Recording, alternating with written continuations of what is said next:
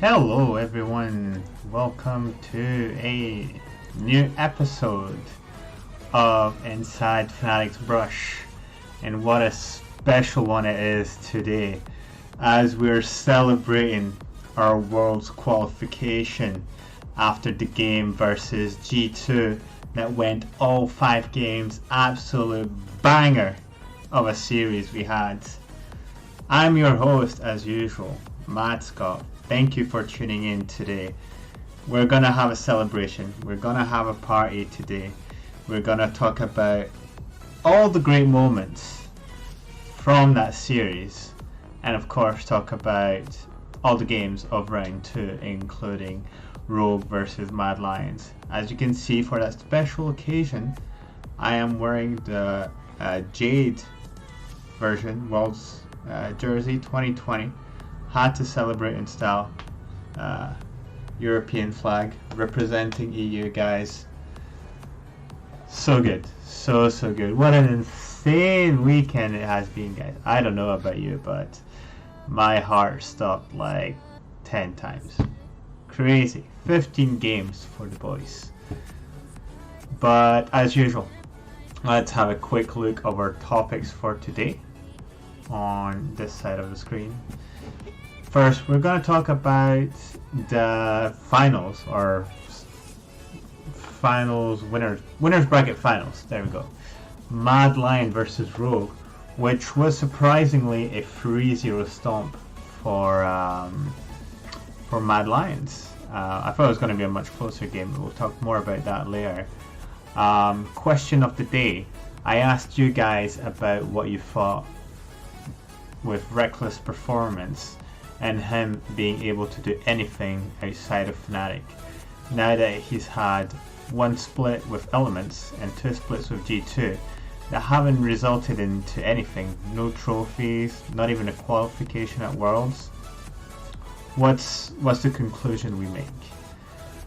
And finally, gonna have a big topic on Fnatic, our qualifications to World, guys. What an awesome moment. What an awesome moment. And finally, predictions for the last 2 games of the summer playoffs, guys.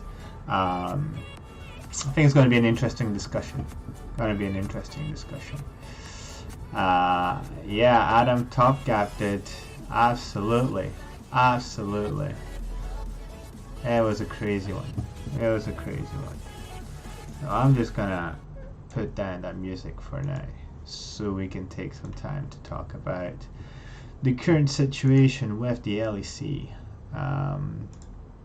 What's the current situation with the LEC? Well, obviously we have Fnatic running the gauntlet so far, but we'll talk about that later. Let's look at that score that you see in front of your eyes. 3-0 Mad Lions. You are not dreaming. We've just had a repeat of the teams that fought in the spring finals, and it was close and it wasn't close, because first game for Mad Lions, it was an absolute stomp. You were like, there's no way a team like Rogue just gets absolutely squashed. Like, I feel like the last time they got squashed so hard was when they faced G2 in the best of 1. This is split, right? Where G2 absolutely rolled over them.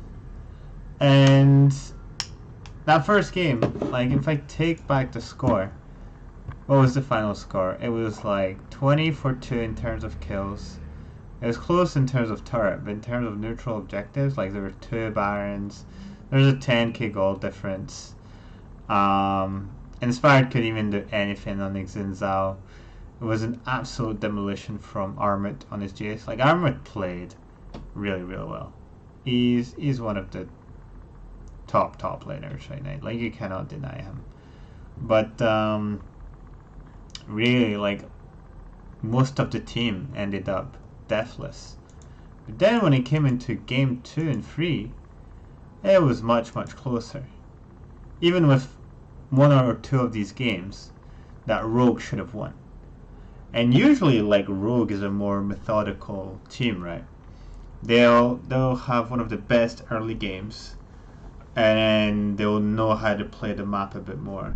But for some reason, and we already saw some issues against Misfits, where Rogue had a very close, like, 5-game series That could have gone the other way if it weren't for Inspired's insane pentakill on Viego, another 200-year champion.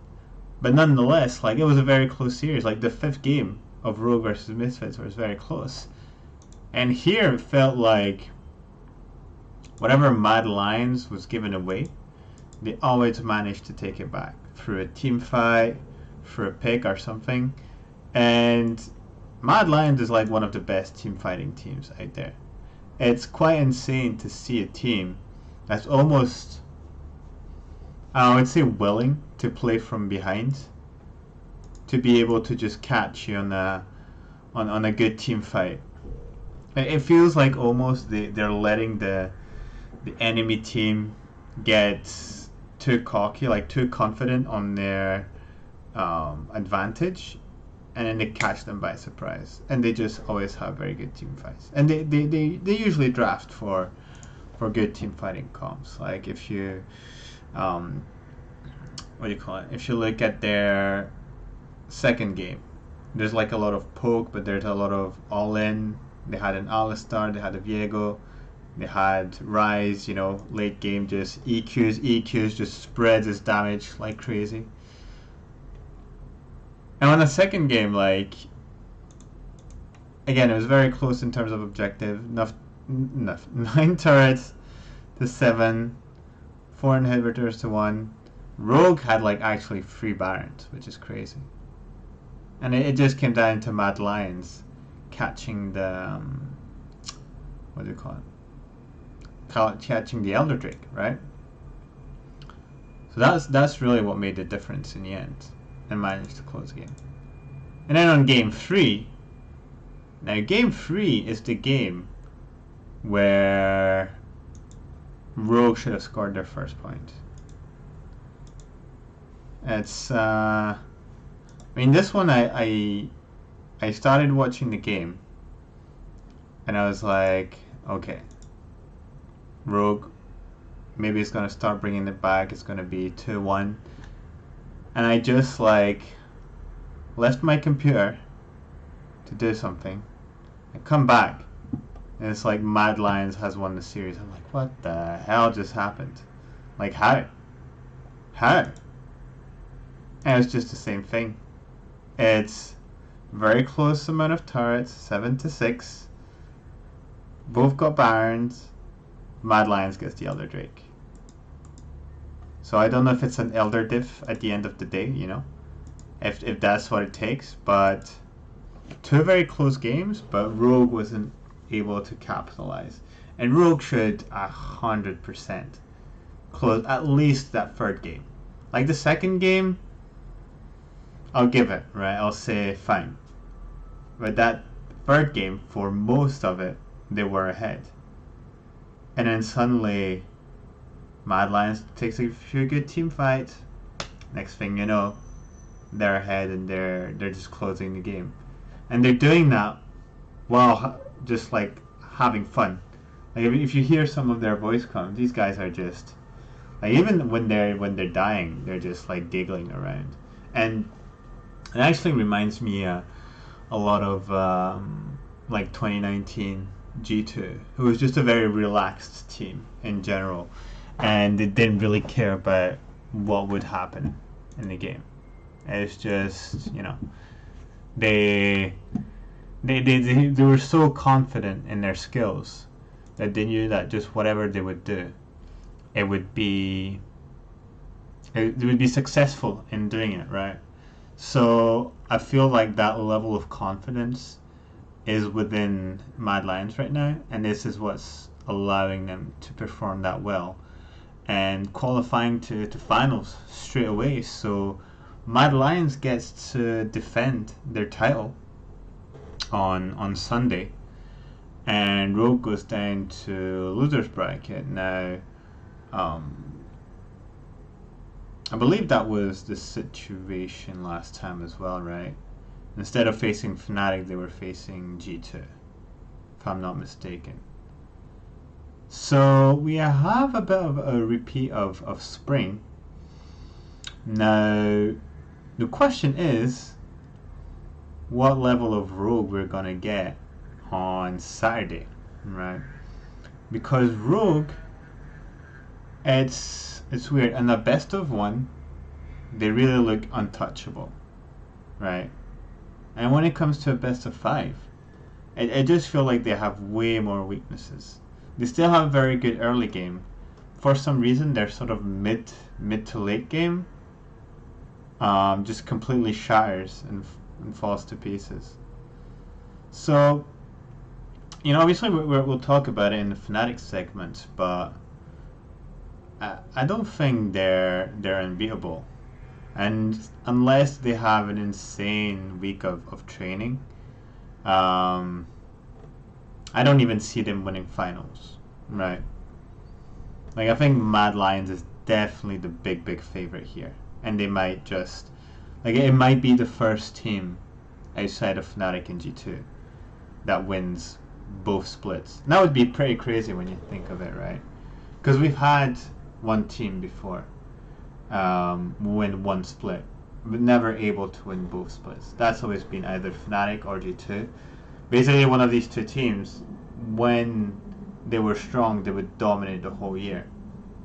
And for the longest time in EULCS/LEC, it's always been like one team that wins it all, and that's it. Apart from 2014, right?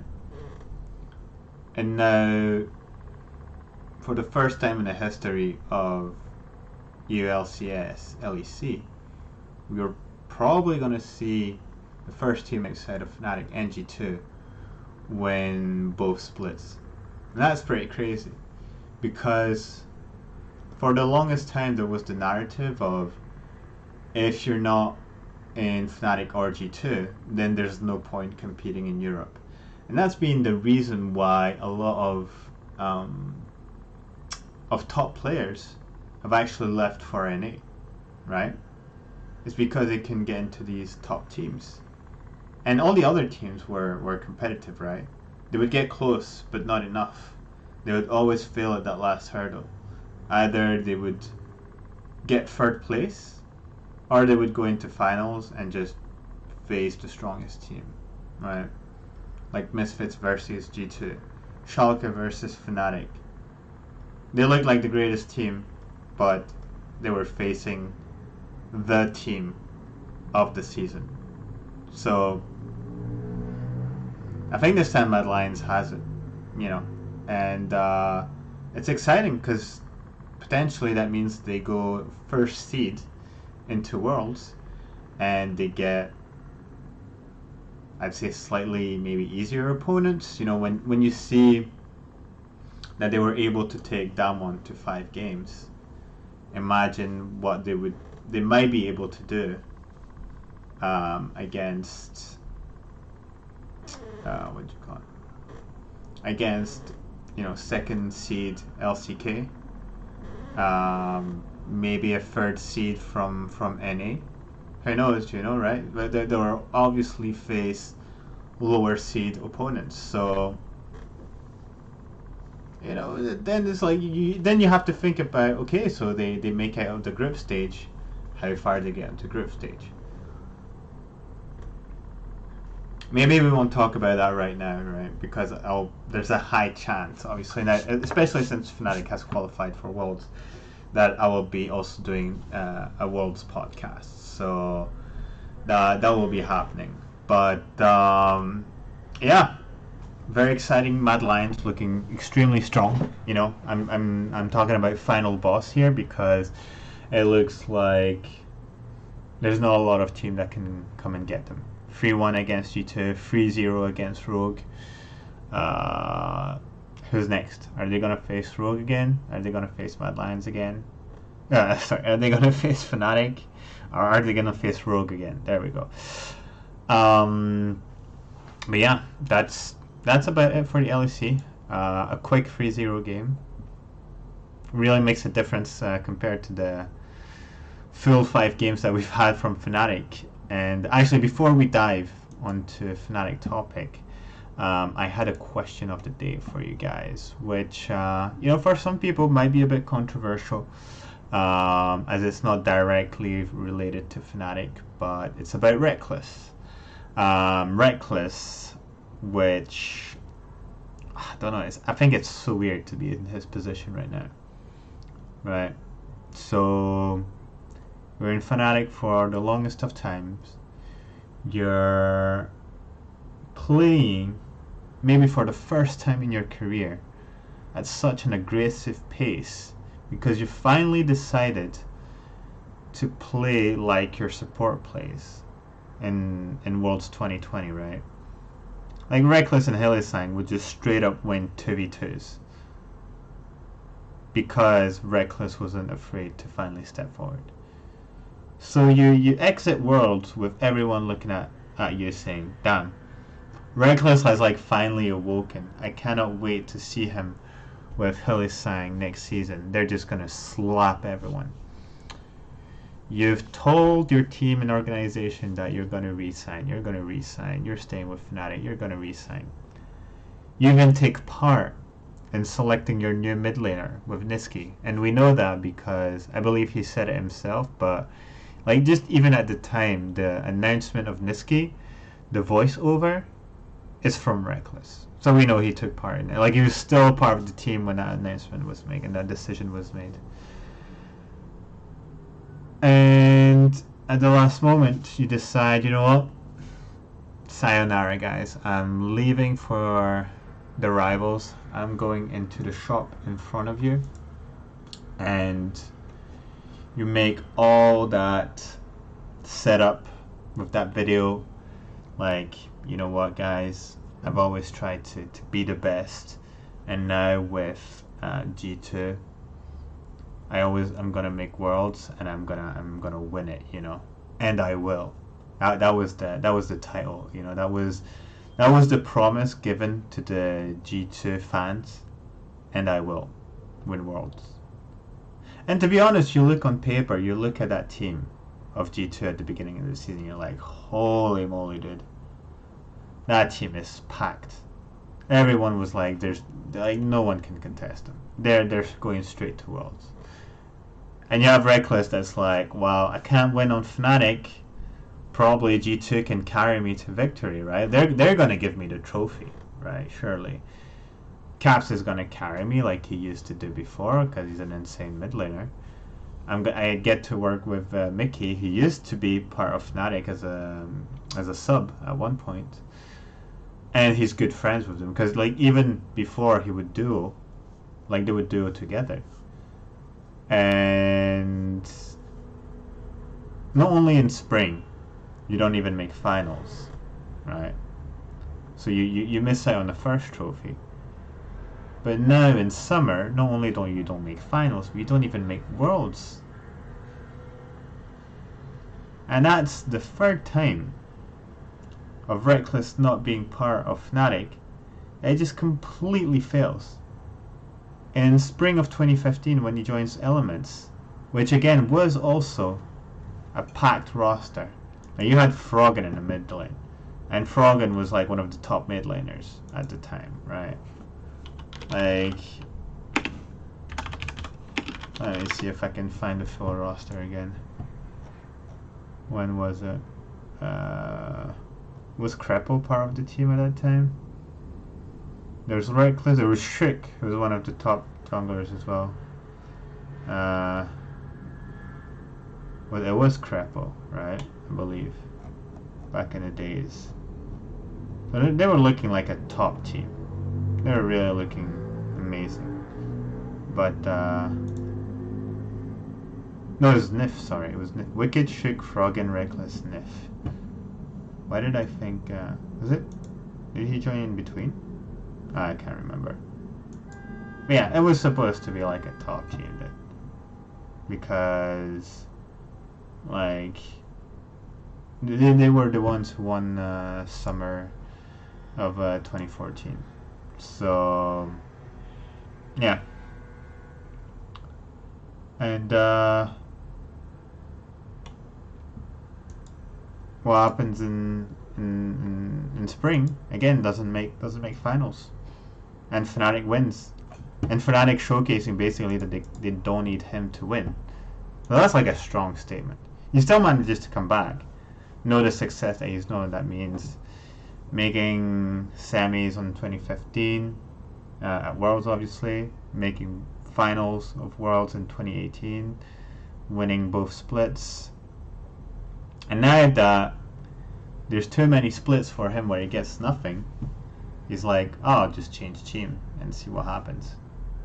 And there's no way that with the players that you have on your team and you're not able to do anything. So my question to you guys is like, do you think Reckless can perform without Fnatic? I think so far the small the small like sample that we have has shown us that he's not able to do it. So I don't know if, you know, if there was something special about Fnatic where Reckless felt at home and he felt like he could perform and be himself. But somehow there's something that's not working out with the other team. Hi Ariana, thank you for tuning in. Sad B emote for Reckless. I mean, you know, you want to be sad, but the guy has made his choice, right? So, yeah, I just want to actually cover some of your guys' responses. I thought it was really good.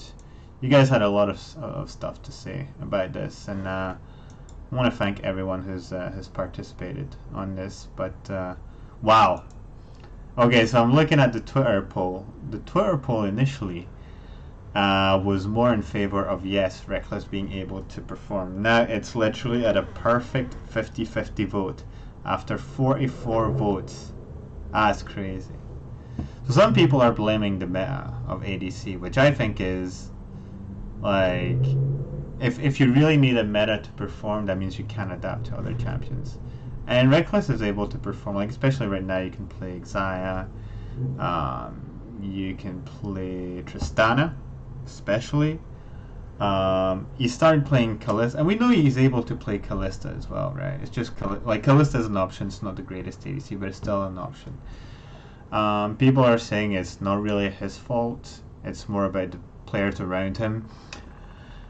I don't necessarily agree with that. I think you need to pull your weight at some point in the game when you have so many expectations behind your name, and the expectations that you put on yourself. Like, we know Reckless expects himself to be at the top, and he's not been at the top. Like, the fact that the community voted him as best ADC for the split is just like the community all-star vote should just stop. It's a popularity contest, and Reckless is always going to win that. So it's ridiculous that when we're going to probably like look back and talk about stats and things like this, we're going to say, oh, but you know, Reckless was like the best ADC in 2021. The proof is written there in this archive. It's like, no, because it was community. So it's like, oh, okay, so who was the best? Oh, we have to look in like stats and stuff like this. On that note, by the way, like, how does upset our hands don't get like first? The fact that Wunder is even top 3 in there is, I don't know. That's like a whole different subject. Yeah, so actually, funny enough, you guys like voted 50-50 split. Some people are actually saying that he's lost the spark he once had. Like, there's a loss of motivation, whereas Upset and Niski look more hungry. For me, it feels weird to say that about Reckless. I always feel like he's really hungry. There's a bit of, I don't know, burnout at some point. This guy has been playing the game for as long as I can remember, really. Like, he's played as when he was extremely young. He's like, what, 22, 23 now? Like, how old is Reckless? Like, he's still rather young for someone who's played for so long. Reckless. Okay, he's 24. About to go on 25. Okay, so he's slightly coming up in age, you know. Obviously, he's a bit of a veteran now. Oh, I say a bit. He's like clearly a veteran. This guy's played what, 8 seasons now, easily, something like this. Like, he joined Fnatic was 2013, but he was too young to play, if I'm not mistaken. So, yeah. something like that. I can't remember. Anyways, but yeah, and interesting like takes on the Twitter.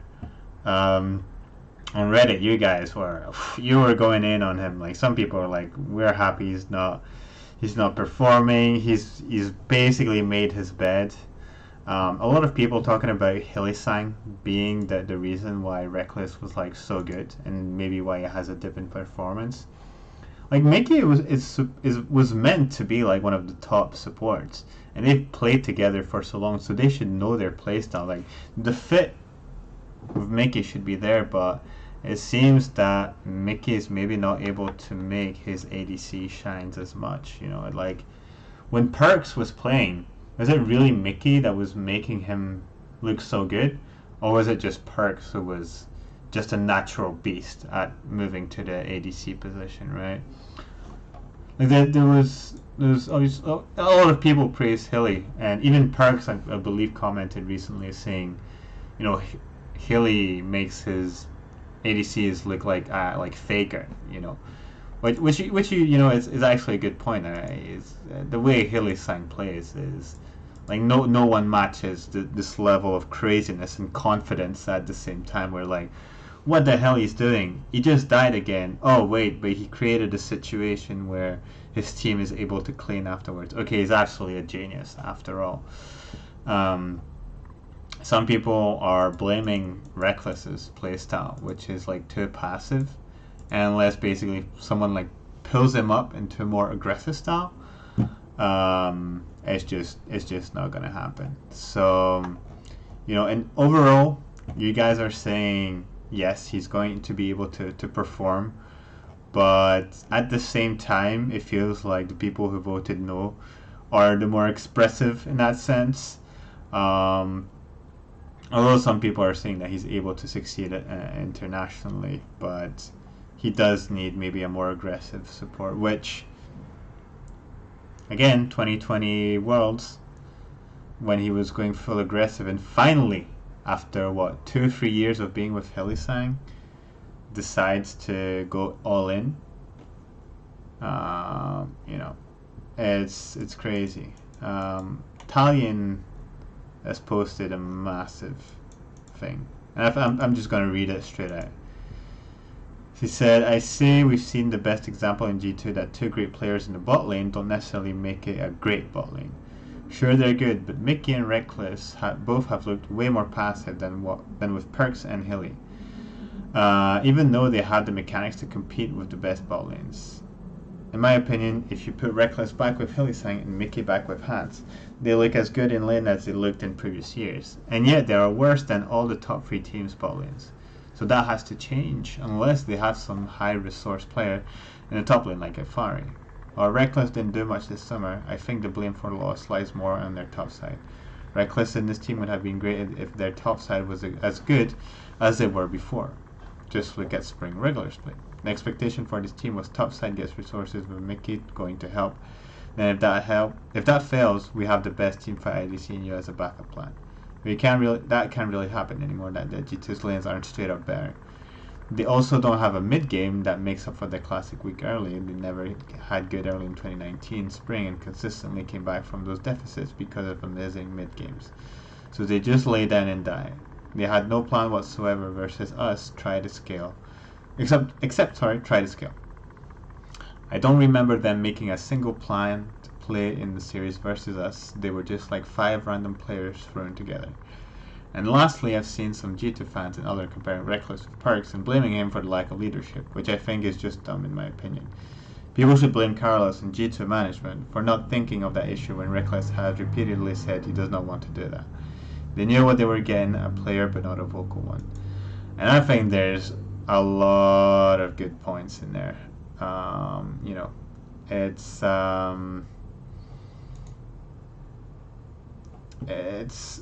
first of all, you would say that you know, the power of having an aggressive player as part of the dual bot lane. That's very true. Like that's what Reckless was like, and that's what we've mentioned previously, that he wasn't getting that boost to really perform. Now, the fact that he's saying, you know, also Wunder was a liability it kind of sucks because it's like, oh, you need basically that all players are good for Reckless to be able to perform. And I'd feel like at this moment that Reckless needs to be able to perform on his own without necessarily having 100% team around him. Like he needs, like players like Upset have always stood out, and he's never always been on the best teams, right? But people always know that he's able to do things on his own. And I definitely agree on the part that, you know, and I think also Bwipo said it, is that G2 gained Reckless, but they lost Perks, right? And Perks was really that clutch factor for G2, and you can see the impact it's had on his team, where they're just without a plan, and it was basically the 5 games against Fnatic was just Fnatic just throwing themselves at G2.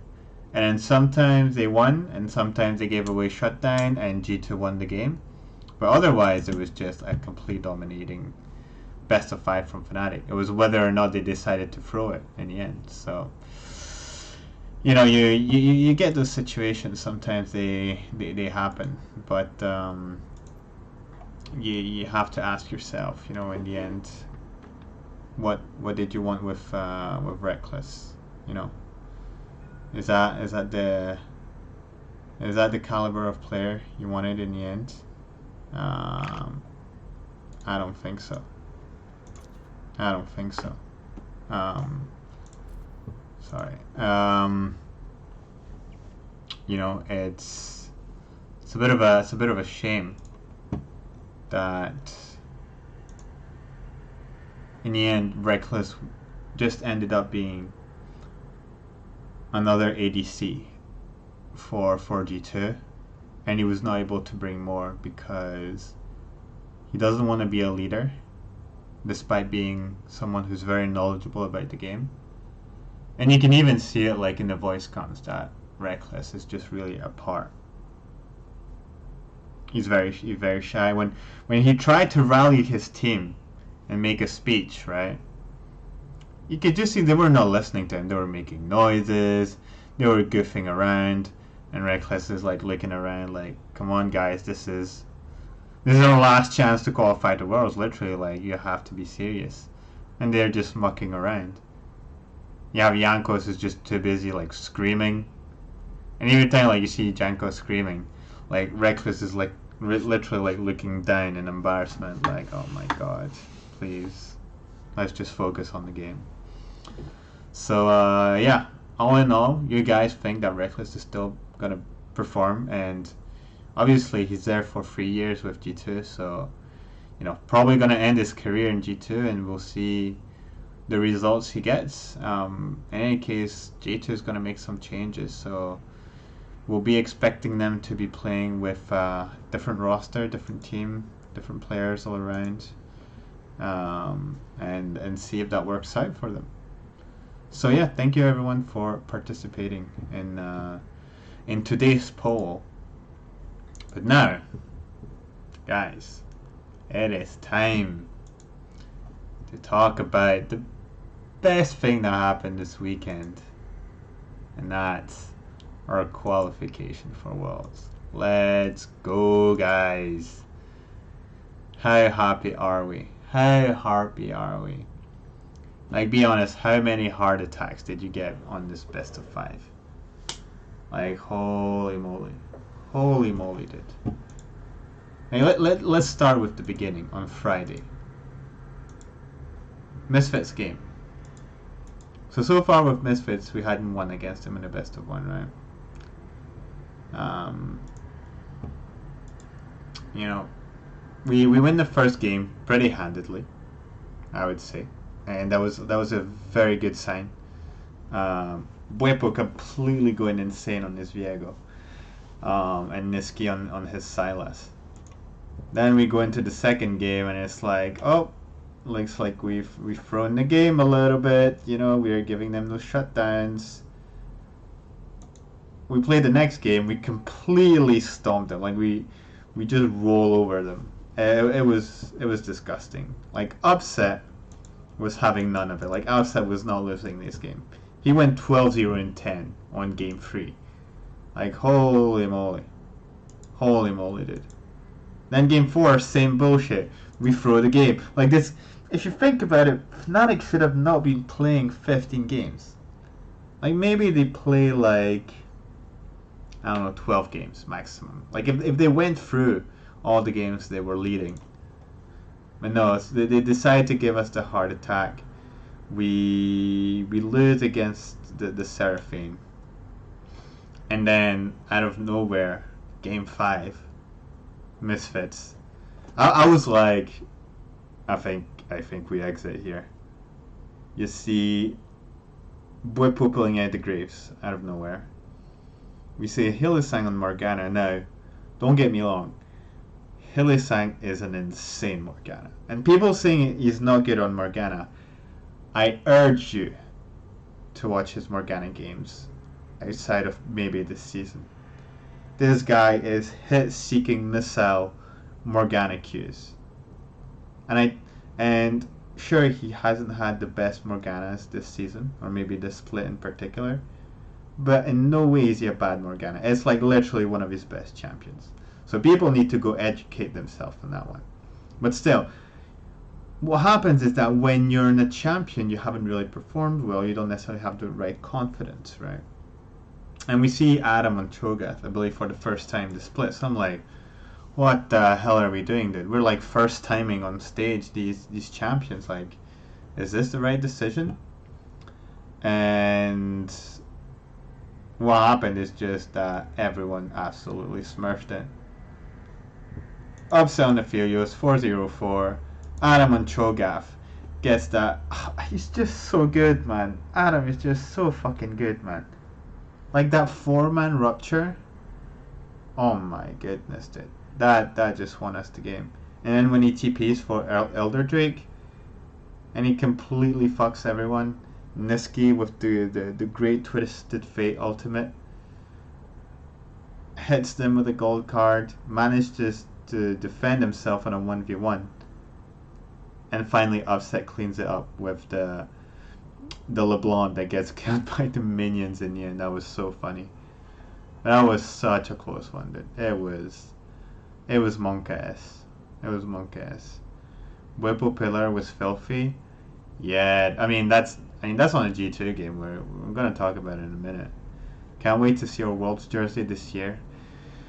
Yeah, so about the Worlds jersey now, with Worlds moving to Europe, I believe that all the plans of having a jersey with like a dragon or Chinese inscription or whatever, you know, like this one for instance, that has to be scrapped, and now you have to make one that's like reflecting Europe. So I don't know how that's going to happen, if we're going to have a big old European flag on the center.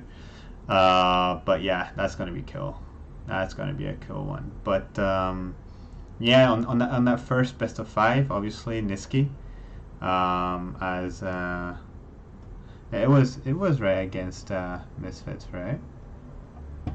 Have I mixed them up again? Guys, tell me, have I mixed it up? This is correct. Let me check. I think it is correct. Yeah, it is. But yeah, Niski, insane performance. Played the variety. Played 3 Tremors, but his his rise was pretty brutal, dude. Like at one point, he friggin' deletes Kobe. Like 90% of his health bar just goes poof, completely disappeared. That was disgusting. But like overall, good map plays. Like even some games where we were losing, we managed to get like good neutral objectives and turrets. So I was actually quite surprised by our macro in the end, to be honest. So that was already. So that's the second full 5-game best of 5 that Fnatic plays. Now on Sunday, that's where the spice happened, my dude. That's where the spice happened. Yeah. As the script wanted it, G2 Fnatic, final spot at Worlds, guys. everything on the line, the two most passionate fan base that have always gone at each other. The winner gets to meme the other one for a lifetime, basically, bragging rights. And we started the first game. First game, we get first blood, but then we just take really bad fights, or we get caught being maybe over aggressive. And G2 had a bit more control of this game. And from there, G2 doesn't do anything. It's literally 4 games where Fnatic wins, but then one in them where Fnatic decides to throw it by overextending on the top lane. Like, if you go to game 2, complete stomp, 15k gold difference. Adam going absolutely insane on his Olaf, 515. Upset, who's like, there's no way I'm missing worlds. 13, 0, and 4 on Tristana. I believe it's that. If you guys listen to the how do you call it? To the voice comms, I think that's the part where Haley Sang screams, "We're in Sweden!" Now, there's a debate between what people think they hear Haley Sang saying. What's written in the inscription for the video is "Where is Sweden?", which would be interpreted as like, "Yo, where are you, Reckless? You know, like, show yourself," because Reckless was the last target for Upset, and Reckless just flashes away with his Sivir. Now, some people think he said, "We're in Sweden," and if he said that, that just makes Hillisang the most savage guy ever. Because, like, Hillisang is like a shy guy, right? He's like quite introverted. He's, you know, he just plays around with his friends and that's it. He's not much of a trash talker, at least in my opinion. Now, if he said "we're in Sweden," for you guys who don't know, "We're in Sweden" was the call that Quickshot made for Reckless's pentakill in 2015 against Origin, where it was in Sweden, and he was on his Tristana, and he was getting resets upon resets upon resets. And Hillisang, who's referring this, is like, "Bitch, my ADC, he's the next Reckless, dude. Upset has taken you over. And we're in Sweden, man. Like, he's the guy." And if he really meant that, whew, Hillisang, you're a motherfucker, dude. You're so savage. You're such a savage, dude. That's insane. That was insane. And obviously, like, game 3, same bullshit. We throw the game. Adam plays Dr. Mundo, which I think is a debatable pick. Like, he knows how to play it, but it's not giving us the success. Hillisang brings out the Pike out of nowhere. And he plays rather well until, again, we just throw it out the window. And I like the story behind Hillisang actually picking Pike again on game 4, because he was like, guys, I'm not really feeling confident on that pick. And everyone was like, dude, you were insane. Just pick Pike again and just run them over. And whew, that game 4 was brutal, dude. Like, legit, they just squashed them. Like, I can't remember what was the goal difference at 15 minutes. It was insane. It was insane. Like, at the end of the game, there's almost a 20k goal difference. Like, they were at their inhib turret before 20 minutes. It was just so one-directional. Adam gets the first blood 1v1 against Wunder. Like, that should never happen in the first place. Bwipo decides to pop out the Jarvan because why not? And it's like literally you have Bwipo and Hillisang on 2 champions who are there to dive forward, you know, with his Pike and the.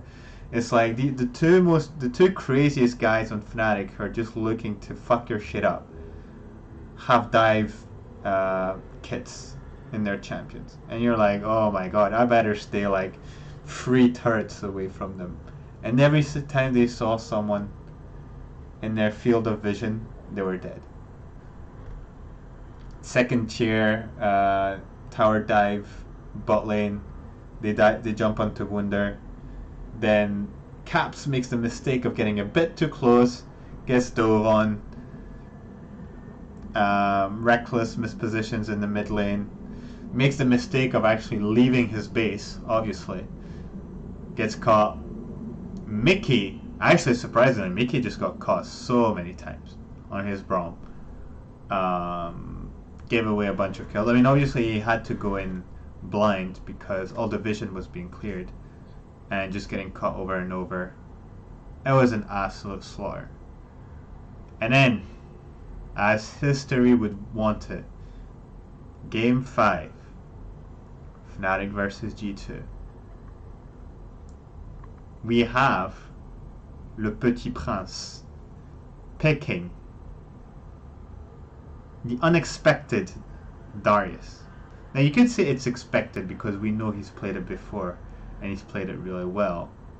But in a Game 5, worlds on the line, rivalry at its highest heat point, and this guy has the balls to say, guys, do you trust me on my Darius? And because this Fnatic team is just so amazing and they're such a wholesome family, they're like, we trust you, man, go for it, of course. And there, a repeat of what Reckless could have had he stayed in Fnatic was the trust factor, where Caps at the time in 2018 said, guys, trust me on my Vayne, I'm going Vayne. And Reckless said, go for it, I trust you. And the script gets flipped on its head. This time it's our own rookie, Adam, doing the same thing. And just beautiful, like the storyline, the narrative. Like you could make a book out of it. Like you can make a complete movie out of that moment. And yeah, Wunder threw like Wunder was a massive liability, and I think Fnatic definitely saw that in a best of 5. You know, one game to another, where he gets solo killed, disrespects the Darius when he TPs back in, tries to 1v1 him, not understanding the damage from his passive, gets absolutely obliterated. Like his laning phase was over. It was absolutely over. He could not lane against Adam. Like Adam got his stride breaker super early because he was just banging on Wunder and getting plates for free. And like, you have to realize how crazy it is, the confidence of such a rookie player. Like, he's 19 years old, he's playing maybe the most important game of his life in terms of story, and he just has the balls to pick Darius and say, fuck it guys, trust me, believe me. And there on the series, oh my god, that Whipple Pillar did. I shouted so hard,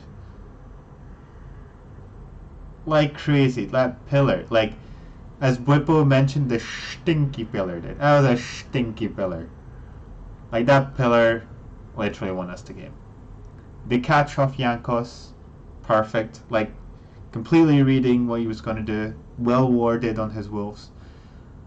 Flash pillar to prevent the realm warp.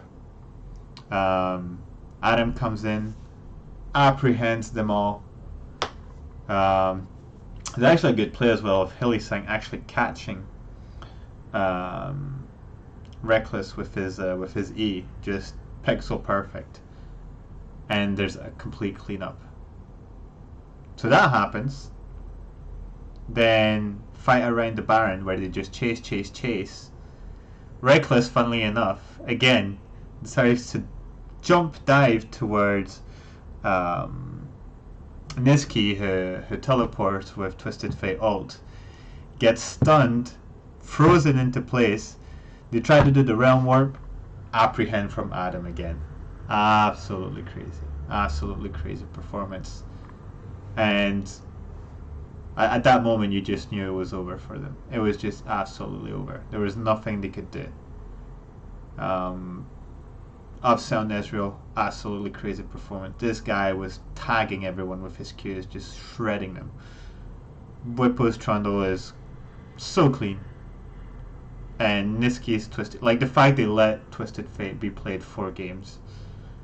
I mean, I don't know. Either G2 was disrespecting, or they didn't realize how good of a player Niski is. And I think it's a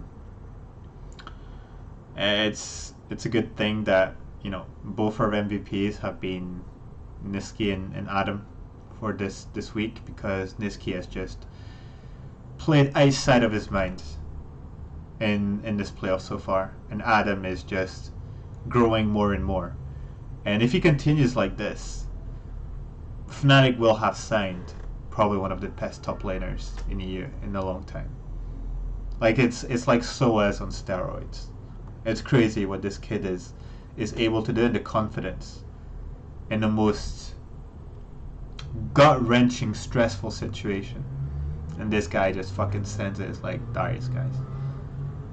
And yeah, the no Yumi Sats, like the delicious irony of, like, the fact that when G2 scrimmed K-Corp, Adam's previous team in the French league, he did not want to train against Olaf because he said it was a waste of time, so he picked Yumi in the top lane. Completely disrespectful. And the fact that when Adam picks Olaf in that series, he goes like 5-1-5, something like this. Like, completely obliterates him.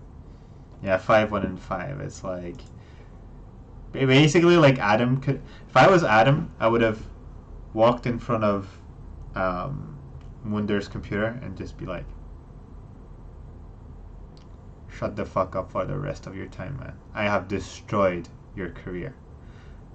I have completely obliterated your mind. Like, Wunder has no space to talk shit forever and ever in his life. It's over for him. It's absolutely over. He got humiliated that series.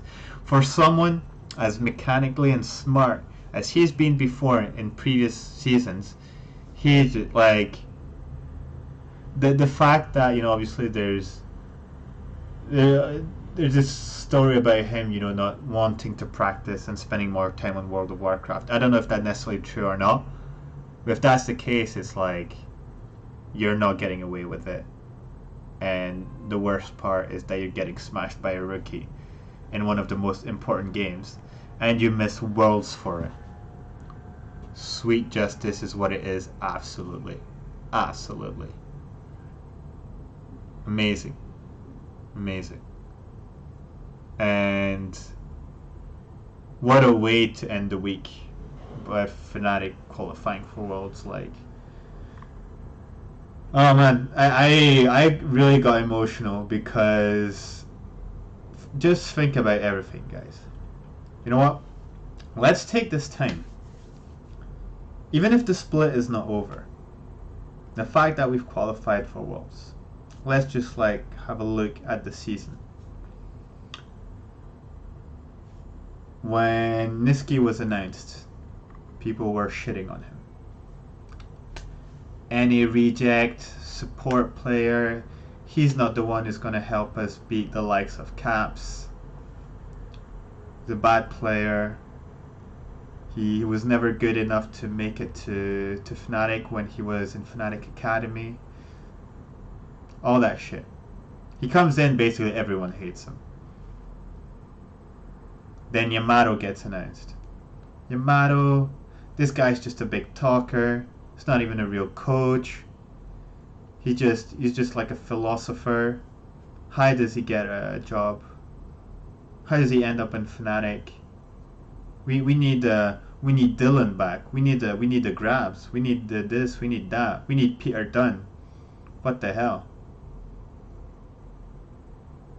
Then Reckless leaves. Like, at the last moment, when everyone thought that Reckless was actually staying. Reckless decides to leave. What the hell? This organization is shit, not able to keep Reckless. You guys need to disband, sell your organization. Offset gets announced as replacement. Offset, he's a massive choker. He's never made it to Worlds. This guy is shit and blah blah blah, and he's super resource reliant. He can't do anything on his own. We start the season with so much negativity. We go into the split. We end up in 5th position.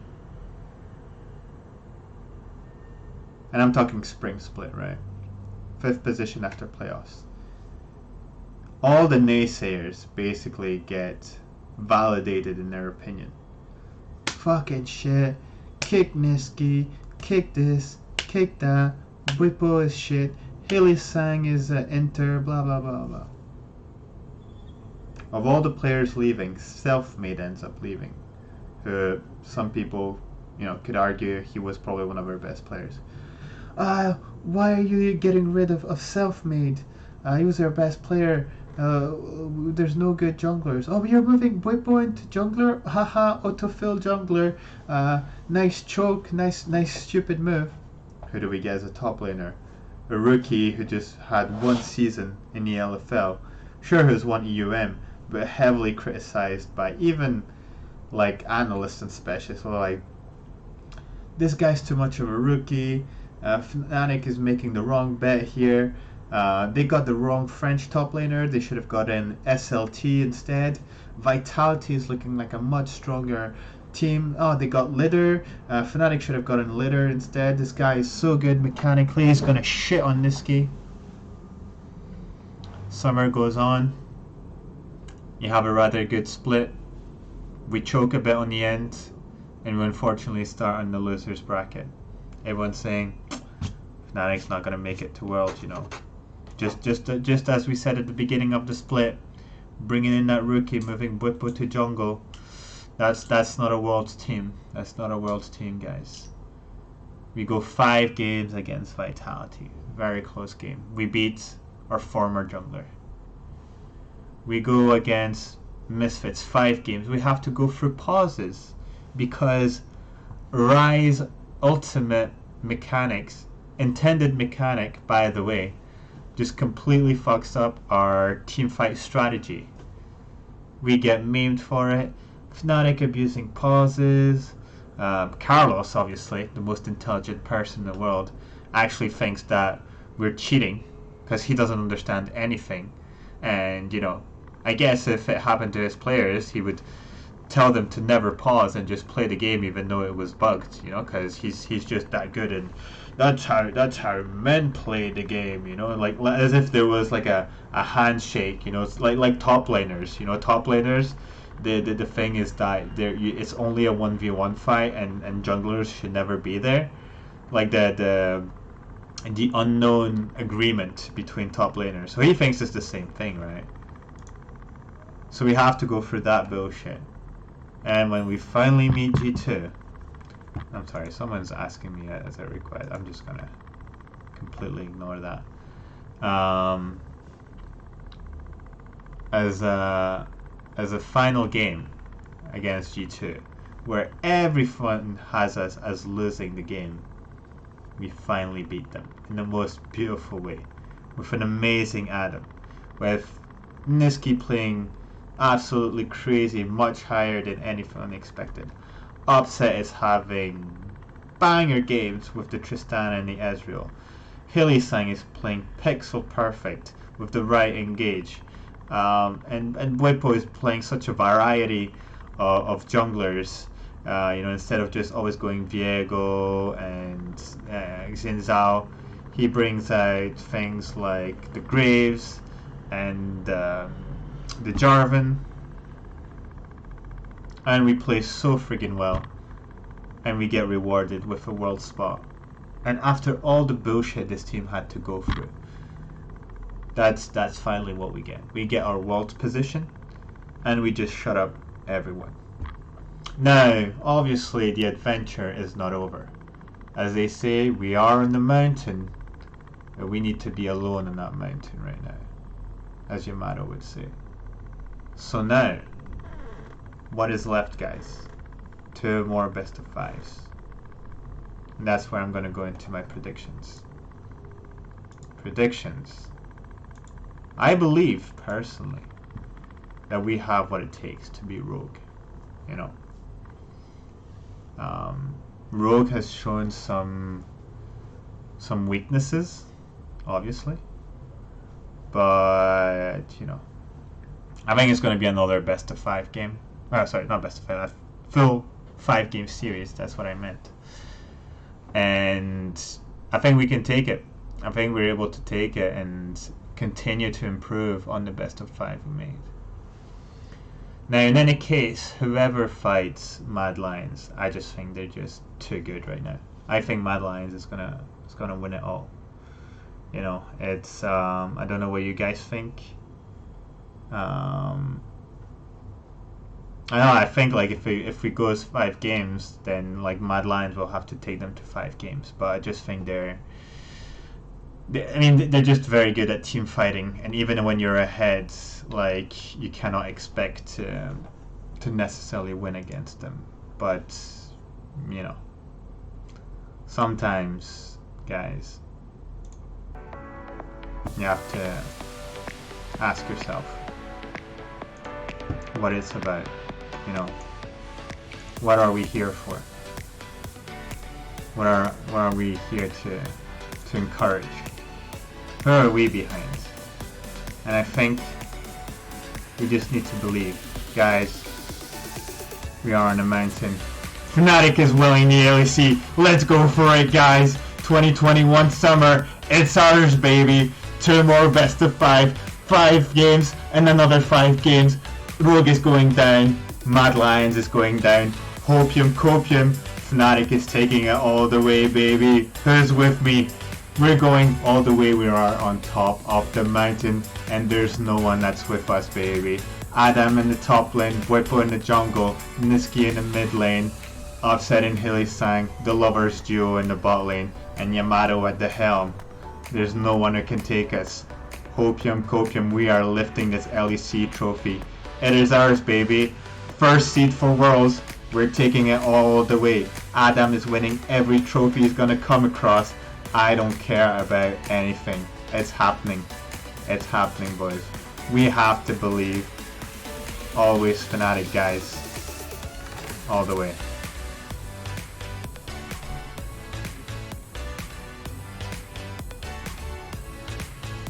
I have to believe, guys. We have to believe. We have to believe. We're going all the way. We are going all the way.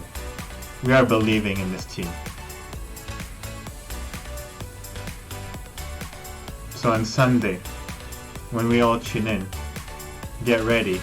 Wear your finest Fnatic jersey for me and pray to the gods. Pray to Yamato. Pray to the white jungler. And we'll take it all the way if we believe. Guys, I will leave you on that, I think. Yeah. Always remember the principles. We play together. We slow it down. We communicate. We are on the mountain. And we focus on what's ahead of us. Not what's behind, not what's in the future. Just what's ahead of us. And we end with a double clap. This weekend, the final steps to put our name, to put our logo back in the Hall of Fame. We are getting this trophy, guys. There's nothing stopping us. This team is going all the way, and we believe in it. Thank you for tuning in this very special episode of Inside Fnatic's Brush. I hope that when I do the recap episode of the final round of playoffs, that I get to comment and party on the fact that Fnatic has won the LEC once again. Guys, take care of yourselves. Make sure you don't have a heart attack this weekend. And let's fucking go Fnatic. Always Fnatic. I'll see you guys next week. Thanks for tuning in.